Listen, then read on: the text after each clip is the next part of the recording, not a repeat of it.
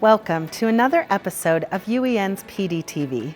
In this episode, we have traveled to the Edith Bowen Laboratory School on the Utah State University campus to see how second grade teacher Dr. Joey Kozlowski leads his students through early mathematical and computational thinking learning experiences using his self-created math curriculum. We're a public charter school here with Utah State University, and we have I call it a three-pronged mission.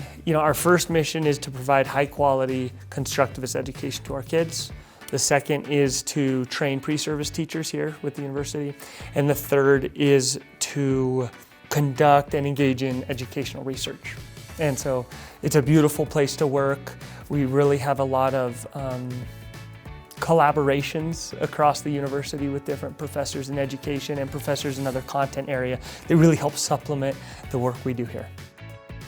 EdTech Competency 3B focuses on critical thinking, specifically computational thinking. Throughout this episode, we'll watch as Joey guides his students through one of his robotics-infused mathematics lessons. Throughout the whole unit, students will use robots to build shapes, to measure angles, to solve problems, all using coding sequences.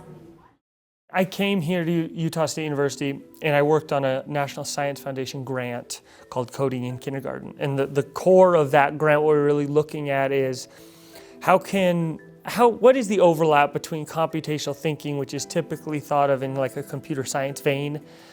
How does that overlap with mathematical thinking? And then how can we create integrated lessons that can be used in early childhood, and importantly integrated because there's more and more push standards-wise to teach our kids computer science skills, but there's not more time in the day. So it's like, where do we make that time? And so mathematics lessons seems to be a really good fit to teach these computer science skills.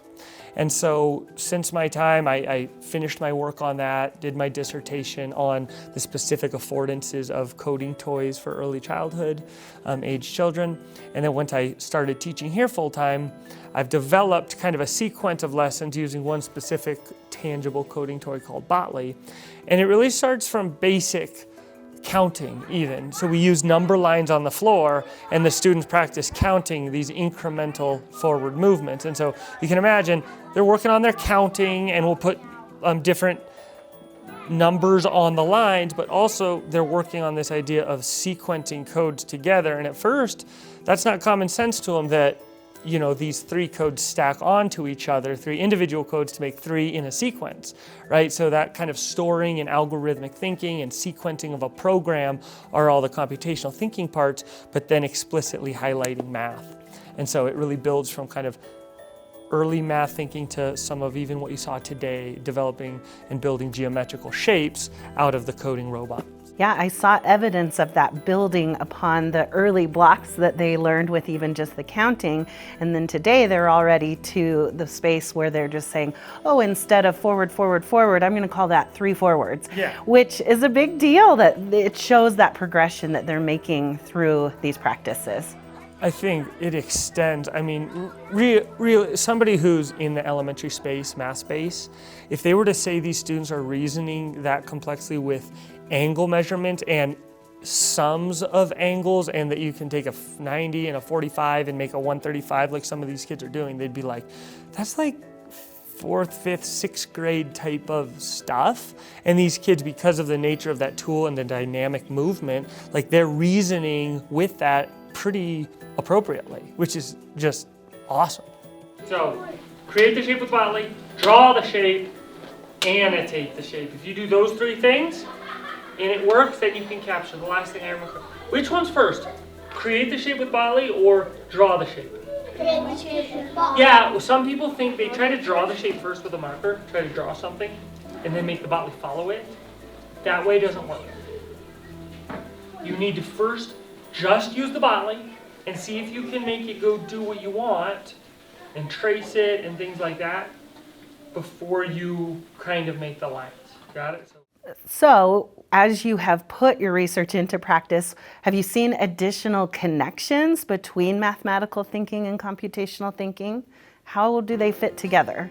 definitely. One of the biggest ways that I've noticed is there's a really strong connection, I think, between multiplicative reasoning and coding, because what students end up seeing, and I even saw it today happen with say a square, right? What they realize is the square, say it has a side length of 1 forward with the robot. They go 1 forward and then a 90, but they realize the other side is 1 forward 90, 1 forward 90, 1 forward 90 degrees. And so I saw a student today show 4 times, and then the codes, 1 forward 90 degree rotation. And so it's like, second grade isn't exactly multiplicative reasoning type space, but these students are accessing this really kind of challenging, complex, multiplicative type of thinking with the nature of some of this programming. And that's a really neat, another direction that I've really noticed comes out with the coding robots. Yeah, I noticed that too today, and I was impressed. Yeah, it's cool, isn't it? Yeah, it really is cool to watch them think. And it's cool to watch you join a group and push them to think. I noticed that very seldom do you say, oh, let's fix this, this is the way you should do it. It's a lot of questioning, a lot of facilitating to help them solve these problems and ask the questions themselves. Yeah, I'm glad you made that connection. Yeah, I'd say that's that constructivist, right? Rather than me saying, here's how to do it, or here's where you need to fix it. It's having to be really masterful about that little probing comment or question that's gonna get them to maybe take a next step on their own or realize a connection, and then that will help them take off on their own. Here we go. 1, 2, 90. 1, 2, 3, 90. 1, 2, 3, 90. 1, 2, 3, 90. So what do you need to get back? Just last night, I gave a seminar for the board, the state math people, and it was on math engagement. And I was talking about specific techniques I do to raise engagement, right? And one of the techniques I do is, even when kids are telling me right answers, I kind of make a confused face and kind of answer like, I'm not so sure, or I've seen some other answers, even though it's the right answer, right?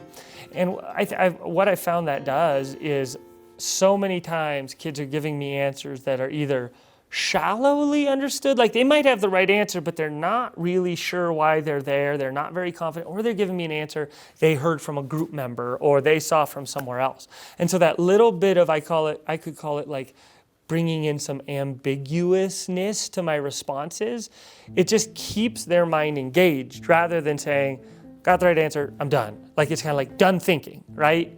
If you have that little bit of ambiguity, it's like, well, so what's going on? And they're always reevaluating. So I think it's good. I've seen kids go from the right answer and actually change stuff around and go to the wrong answer, which sounds strange, but actually I think good, because it made them try to dive back in and play with stuff differently, right? Because they weren't so sure. So. Yeah, and I'm just thinking, how does that compare to show your work? Yeah.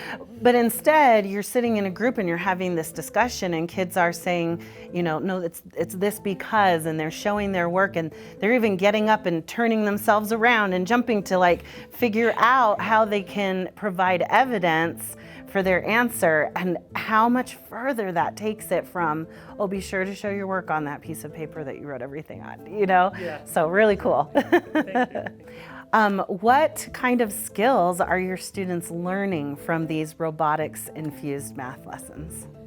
A lot of skills, but both right. And when I write these lessons, I have a specific math skill that I'm targeting, but I also link this to the computer science teachers, CSTA, computer science standards. So I'm really trying to fine tune those, but some of the skills they're doing, every one of these lessons in computer science is like debugging, right? Algorithmic thinking, sequencing, logical processing. These are all those computer science skills that nature of these tangible robot coding systems, they're doing that on a daily basis and really improving them too. And then in math, it just depends. I mean, the lessons I've created range and cover all my math skills, all the way from, place value to operations to addition, subtraction, and then you saw today geometry. One of the best ones that I do with these Botleys is a measurement unit, because what they do, they realize they end up kind of finding, well, you can correlate the one Botley movement to a set number of inches or centimeters or something else, right? So then they start measuring things in the room with Botley movements and then use conversions to say, well, how many inches? Like they'll do these lines on the ground, right? I've learned that's 3 Botley movements long. Well, 3 Botley movements is 3 sevens. Again, we get back to this multiplicative thing that seems to come up so much with these robots. And okay, 7 is 7 is 7. Oh, 21 inches, 3 Botley movements. I've measured that, and that's another, like using multiple units, right? So some examples of the different skills we work on. And how do you make sure that the students then ultimately understand the skills and the concepts and the standards that they have mastered through their exploration and discussion? Well, this is just more class broad. I mean, we have a very systematic and robust kind of assessment, grouping, and tier 2 intervention. So our school, luckily we have in our structure, we have a whole chunk of the day that's tier 2 math. And so we do progress monitoring, assessments, and then students who aren't picking these things up, and I call this tier 1, instruction. Kids that aren't getting these certain math skills, because I tie this right into my daily math curriculum, receive these tier 2 supports. A little. I think definitely. Yeah. So shape, marked on the shape, and their program, forward, 90, forward, 90, forward, 90, forward, 90. Okay, I'm gonna take a picture, they're gonna capture that, and they're gonna move on to try to make another. When you kind of brought your research around these concepts into the classroom, were there surprises or challenges to then actually implementing it? Did you have to adjust? I would say that's the biggest thing, is logistically, how do you teach coding and computer science in the class? Definitely with these kind of robots, which take a lot of space, take a lot of coordination. A lot of times there's technical bugs that batteries are out or the buttons aren't working or whatever. And that's one of the biggest pieces that I think new teachers or teachers who want to try this need to know, is that it might take you, I do this every week for an hour. And let's say the first month, so 4 hours, 4 times in a month, once a week, right? After that full month, the kids are just basically starting to know how to fix kind of technical glitches, like turn it on, or I don't know how to trash out the sequence on the remote, or the batteries aren't working, or I don't know, get the connection right. So it's all these, it's not so much math or computer science, it's more figuring out the technical things of that, and it's hard for teachers to know that too. So learning how to use the systems, learning how to help the kids solve their own problems with the systems was a huge piece of all this. Also, I've learned, you can see my room, I have no desks. I've learned that these big whiteboards on the floor here, these big 4x4 whiteboards, I mean, these are a key tool that really bring this alive, because it's a hard surface, because those wheels, if you turn them 90 degrees on the carpet because of friction, they only turn like 84. And so it's hard for them to, how do you make a square when every turn goes 84 degrees, right? It doesn't work. So they have these hard surfaces, they have the amount of space, and then most importantly, they can use that whiteboard then to do it. So with a classroom with a lot of desks, and you have to be context specific when developing an environment that's going to work for you. Yeah, I noticed that you have a lot of hands-on tools specifically curated for the activities that you do in the classroom. Even the technology that you use is not a sit in front of a screen kind of a program. It's all very active and hands-on. Why is that kind of learning so important, especially with second graders? My expertise is in technology, computational thinking, robotics for early childhood, but I would say the other place I'm pretty experienced and have a lot of passion and knowledge is outdoor education, which is so strange because it's like how those two you would think of them as opposite ends of the spectrum, right? And one thing I know about early childhood, which is the realm I kind of really focus, is being behind a formal screen is probably not, if it's unintentional, if it's long durations, if it's sedentary, like non-moving of the body, like these are ways that those aren't the best practices to use technology for early children, right? So I'm aware of that, and that's why you see probably a leaning towards technologies, like you said, but slightly different modalities. I mean, the whole thing about these coding robots is what you'll notice is these are non-screen based. These are what they call tangible robots, right? There is not a screen you're working from. It's just like a little remote. It's very spatial, like they can move their bodies to understand it, right? So it's linked to their body movement. Well, thank you so much for letting us join you today in your classroom and seeing all of the amazing things that you're doing. I also want to say congratulations on being one of our Utah Teacher of the Year nominees for the state. That's amazing. Well deserved. Thank you. Now that you have seen EdTech Competency 3B in action, consider how you can implement this competency in your teaching as well. As always, start with your standards. Understand the computer science standards as well as all of your curriculum standards, and consider how they might integrate together. You can access free computer science lessons that model this content integration in UEN's eMedia library. You can also access Joey's specific lessons that tie mathematical thinking and computational thinking together on the teacher toolkit that goes with this episode. You can find additional resources on the STEM Action Center website. And if you're looking for more support with content integration, you can find that on the USBE website. For even more ideas, resources, strategies, and tools to help you implement this competency, be sure to visit uen.org/PDTV and access the teacher toolkit that accompanies this episode. Thanks for watching UEN's PDTV. To find more professional development resources from UEN and to schedule a training, be sure to visit uen.org/development. We'll see you next time.